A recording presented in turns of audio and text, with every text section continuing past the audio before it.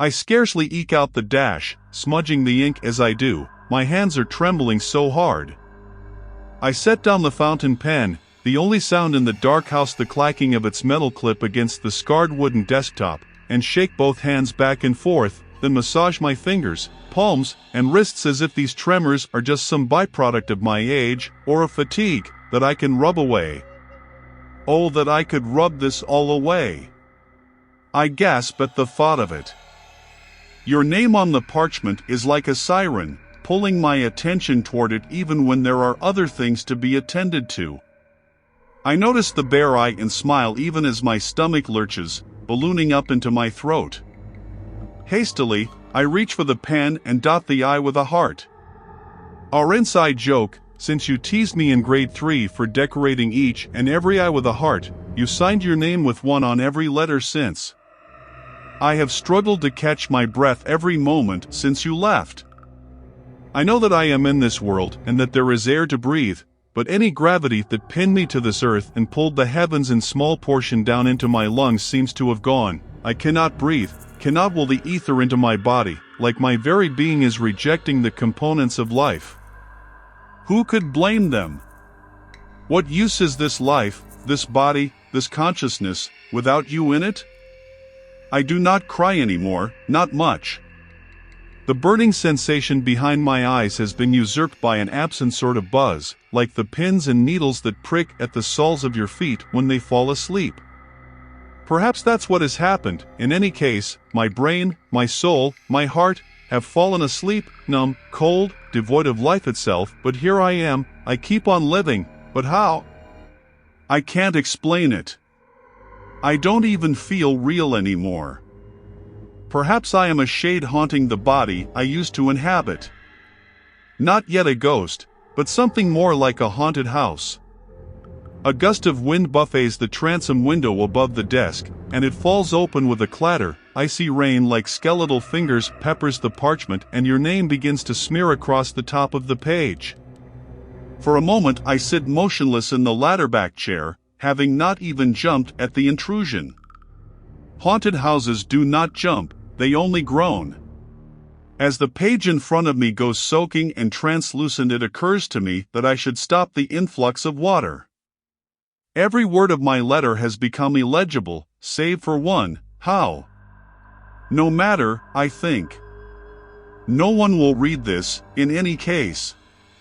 My nib tears at the parchment with each stroke now, saturated fibers pulling apart as it drags across the surface. All I know is that I cannot do this life without you. You were the soul that animated this body, the lit lamps in the windows that drove out the shadows. My pride, should it exist, would preclude my asking, but as it has withered and fallen away like the rest, I beg you, my beloved Antonin, my dearest friend, my most tender companion, please return to me. I will do anything, become anything, trade anything. Raise me from the dead. Or if you cannot, be the kindly caretaker of this desolate old homestead and come round from time to time to cut back the weeds and vines so that I am not completely consumed by them. Yours very truly, forever. Mary. The sky is gray, a long expanse of a singular, unbroken cloud. It makes me feel claustrophobic, as if there's a heavy field of snow floating above my head, could fall in one catastrophic flake and blanket everything and everyone, burying us so deeply beneath it at any moment. At the perimeter of my consciousness, the void taunts the cloud, do it, do it. The ground is still soggy from last night's storm, with the thinnest crust of ice crackling beneath my leather boots as I traipse heavy-footed through the grass. Fingertips red with cold, I grip the letter tightly to stop the shaking of my hands.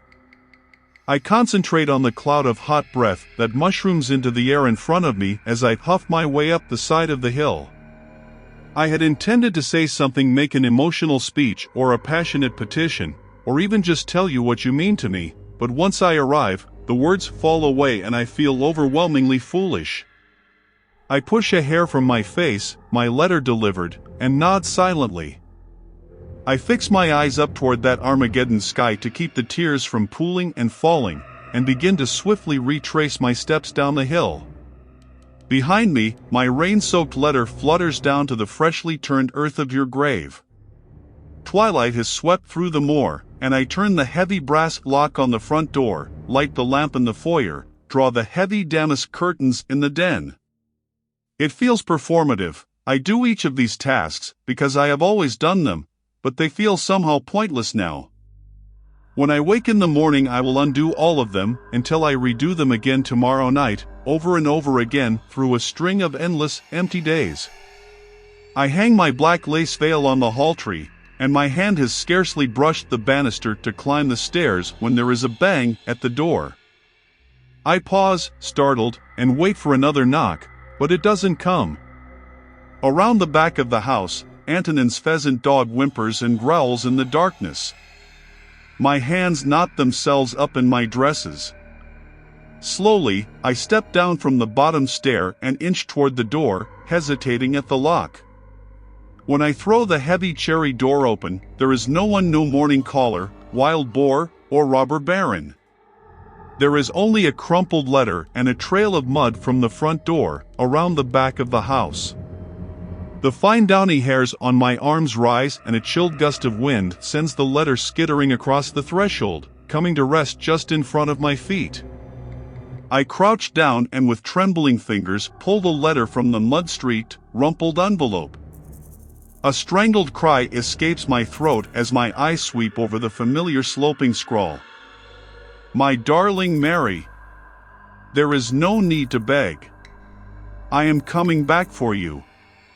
I remain now and always your devoted Antonin. There is a heart dotting the I.